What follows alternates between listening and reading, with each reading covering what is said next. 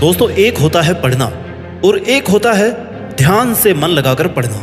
क्योंकि पढ़ना तो हम उसको भी बोल सकते हैं जब घंटों तक किताब सामने खुली हो और हमारा ध्यान कहीं और हो। लेकिन ध्यान से मन लगाकर पढ़ने का मतलब है कि तुम जितनी देर किताबों के सामने बैठे हो, तुमने उतनी देर में कुछ ना कुछ याद किया है, कुछ ना कुछ रिवाइज किया है, कुछ ना कुछ उसका आउटपुट निकला है। सच में अगर कुछ करना चाहते हो ना लाइफ में, तो ये जो किताब सामने रखकर खुली आंखों से खुद को और बाकी सबको धोखा दे रहे हो, इसको छोड़ना पड़ेगा। सबसे पहले तुम खुद का स्टडी सिटिंग टाइम ऐसा रखो जिसमें जितनी देर पढ़ाई करो उतनी देर सिर्फ पढ़ाई ही करो। उस वक्त लोगों की बातें नहीं, दोस्तों का लालच, ये सब तुम्हारे दिमाग में नहीं आना चाहिए। अगर तुम अपने टारगेट को लेकर डिटरमाइंड रहोगे तब ही तुम्हारे गोल्स पूरे हो सकते हैं। तुम डिटरमाइंड रहोगे, उसके बाद तुम्हें कोई कुछ भी कहे कि तुम कुछ नहीं कर सकते, तो उसकी बात बिल्कुल मत सुनो, चाहे वो तुम्हारा कितना ही खास क्यों ना हो। क्योंकि अगर तुमने खुद ठान लिया है ना कि तुम्हें ये करना है, तो फिर कोई माई का लाल तुम्हें वो अचीव करने से नहीं रोक सकता, बशर्ते तुम्हारी मेहनत होनी चाहिए। किसी की भी नेगेटिव बातों पर ध्यान मत दो। तुम्हारा काम है लगातार पढ़ाई करना, अपने गोल्स के लिए, अपने करियर के लिए, अपने फ्यूचर के लिए, बस उसके लिए मेहनत करते रहो।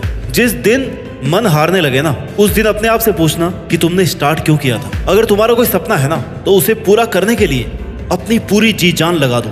जो लोग खुद कुछ नहीं कर पाते ना, वो दूसरों को नीचे गिराने की कोशिश करते हैं, क्योंकि उन्होंने कभी स्ट्रगल नहीं देखा। जिन्होंने संघर्ष देखा है और किया है, वो कभी भी तुम्हें कोई नेगेटिव कमेंट नहीं देंगे। तुम्हारे दिमाग में बस इतना ही होना चाहिए कि जो चाहिए उसके लिए मेहनत करो, हासिल करो उसको, बस बात खत्म। इधर उधर की कोई बातों पर तुम्हारा ध्यान नहीं जाना चाहिए।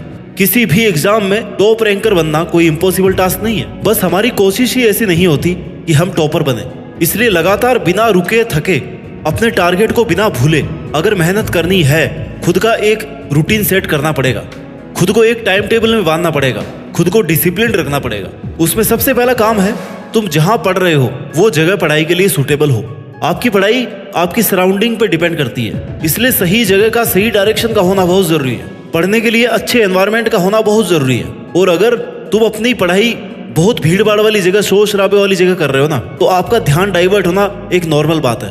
इसलिए जिस टेबल चेयर पर आप बैठ करके पढ़ाई करते हैं, वहां सिर्फ और सिर्फ आपकी किताबें और सामने की दीवार पर लिखा हुआ आपका टारगेट होना चाहिए, जिससे तुम उसे भूल ना पाओ।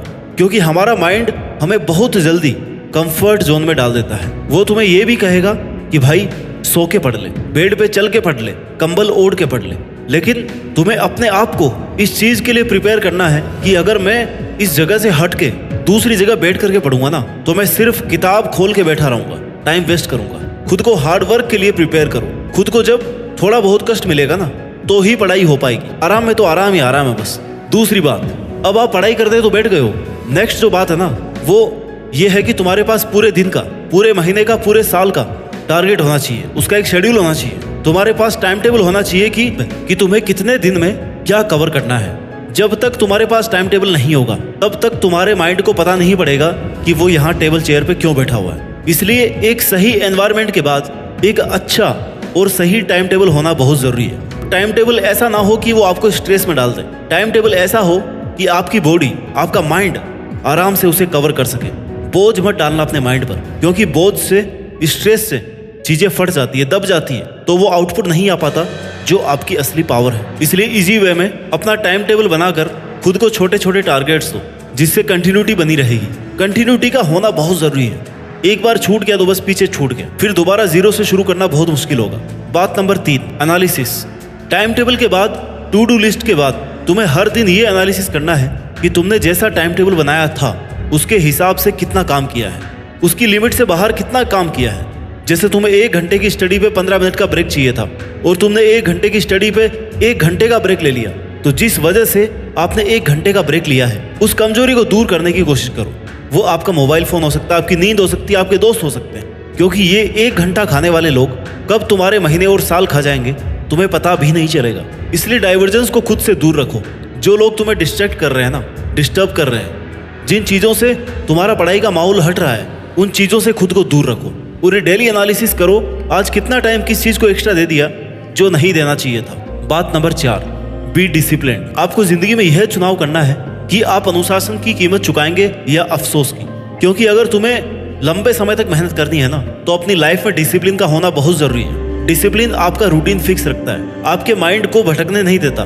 खुद को जितना ज्यादा डिसिप्लिन रखोगे उतने ही आउटकम अच्छे आने के चांसेस हैं। तुम खुद के लिए डिसिप्लिन नहीं रहोगे ना, तुम खुद के लिए थोड़ा रेस्ट्रिक्ट नहीं रहोगे तो कोई भी तुम्हें डिस्टर्ब कर देगा, कोई भी कहीं पे भी ले जाएगा, बात कर लेगा।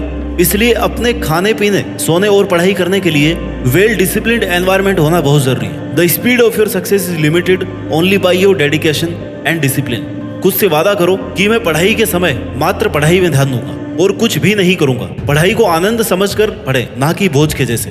बात number 5, be honest, be grateful. अपना सपना जीतना मुश्किल होता है, नामुमकिन नहीं।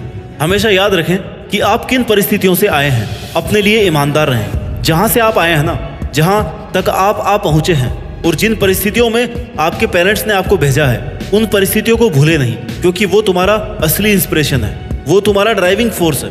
जैसे ही तुम डाइवर्ट होने लगोगे ना, तुम्हारा पढ़ाई में मन कम लगने लगे, तुम्हें इन चीजों को याद रखना चाहिए कि यार मेरे घर वाले आज के दिन सुबह 4 बजे उठकर खेती का काम कर रहे होंगे और मैं 8 बजे तक आराम से सो रहा हूँ। इन चीजों को याद करने से तुम्हें अपने आप इंस्पिरेशन मिल जाएगी कि यार मुझे पढ़ना चाहिए, मेरे लिए ना सही, कम से कम अपने घर वालों के लिए। इसलिए कभी भी अपनी परिस्थितियों को, अपने परिवार के बैकग्राउंड को ना भूलें, क्योंकि आप कितने ही आगे पहुंच जाएं, अगर आप अपनी जीरो वाली पहचान, जब आप कुछ भी नहीं थे, अगर आपने वो पहचान ही भुला दी तो आप आगे नहीं बढ़ पाएंगे।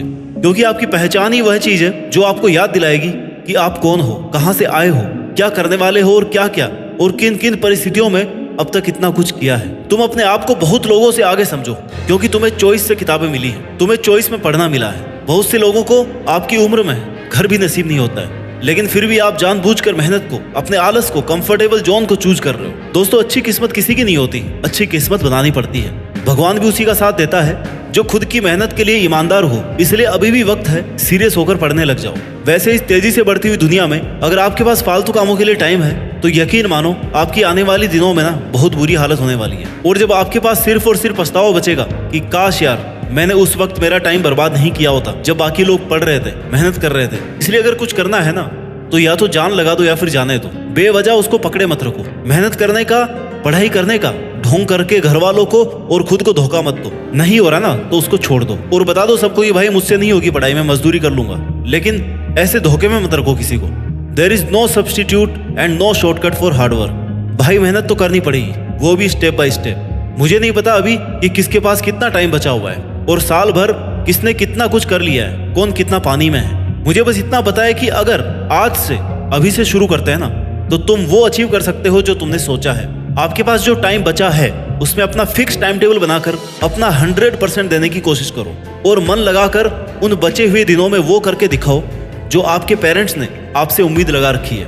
अपना कंफर्ट जोन छोड़कर आराम, मस्ती, मौज से दूर हटके, सोशल मीडिया से दूर रह के अपनी और किताबों की दुनिया में ऐसे खो जाओ जैसे आपके और किताबों के अलावा आपके जीवन में कोई और नहीं है। अगर आप पढ़ाई कर रहे हैं ना तो आपके दोस्त सिर्फ और सिर्फ किताबें हो सकती हैं, बाकी सब झूठ है, फरेब है। ये सब लोग जो तुम्हें आज कह रहे होंगे ना कि हमारे पास तुम्हारे जैसा कोई दोस्त नहीं है, ये वही लोग हैं जो कल तुम्हें छोड़कर चले जाएंगे। इनके होने और नहीं होने से फर्क नहीं पड़ता, लेकिन अगर तुमने किताबों का साथ छोड़ दिया तो तुम कहीं के नहीं रहोगे। इसलिए जो जरूरी है ना उस पर फोकस करो और बहाने बनाना बंद करो। 99% of failure comes from people who have the habit of making excuses. इसलिए सेल्फ डिसिप्लिन को अपनाओ और अपने मन को और अपने माइंड को कंट्रोल रखो और उसे कहो कि भाई कुछ दिन पढ़ ले, उसके बाद में तो फिर मजे मजे हैं। जैसे कि शादी में अच्छा खासा माहौल बनाने के बाद ही शादी का मजा आता है ना, वैसे ही अगर तुम्हें बहुत अच्छी पढ़ाई करनी है, मजे मजे में पढ़ाई करनी है, तो अच्छा सा माहौल क्रिएट करो, अपना टाइम टेबल सेट करो, खुद को यह याद दिलाते रहो कि तुम यहाँ पे क्यों आए हो और जी जान से अपनी मेहनत करके टॉपर बनो। स्टे डेडिकेटेड बिकॉज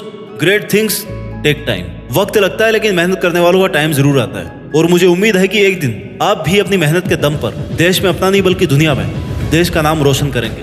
जय हिंद, वंदे मातरम।